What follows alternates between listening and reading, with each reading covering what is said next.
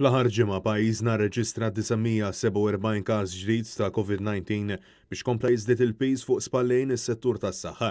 Dan wara li fuq il-paġna tal-Ministeru għas-Saħħa fuq Facebook ħabbar illi fl-aħħar 24 siegħa il-Gżejjer Maltin raw żieda ta' 142 każ pożittiv ieħor biex il-każi attivi laħqu ammont rekord ta' 1351, meta wieħed jottu wkoll il-45 vittma reġistrata s'issa.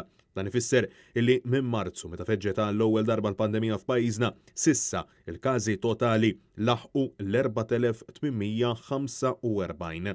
Min-naħa l-oħra bejn is-Sibt u l-Ħadd fiequ 52 persuna u bekk il-każi totali ta' persuni mfejqa issa jlaħħaq 3436. Skont kif spjegat mill-Ministeru għas-Saħħa mill-204 każi mħabbra s-Sibt, 46 kienu ta' qraba ta' persuni li ttestjaw pożittiv preċedentement, 18 mill-post tax-xogħol, 3 minn Paċivil, 9 li kellhom kuntatt dirett ma' persuni pożittivi u 4 minn attivitajiet soċjali. Dan ifisser illi 124 mill-każi mħabbra s-Sibt ma kellhomx idea minn fejn setgħu ġew infettati.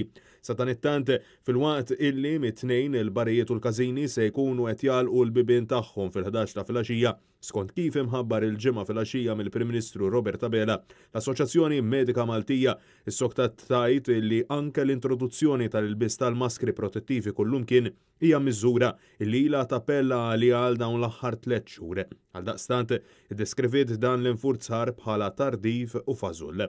Mill-banda l-oħra, fl-isfond tal-każi pożittivi dejjem jiżdiedu inkluż fl-iskejjel, l-Unions tal-għalliema semmaw leħenhom. Bl-MUT tappella lill-Gvern ta' Abela sabiex jerfa' r-responsabilità ta' emilu u jirrevedi l-protokolli tiegħu rigward l-iskejjel.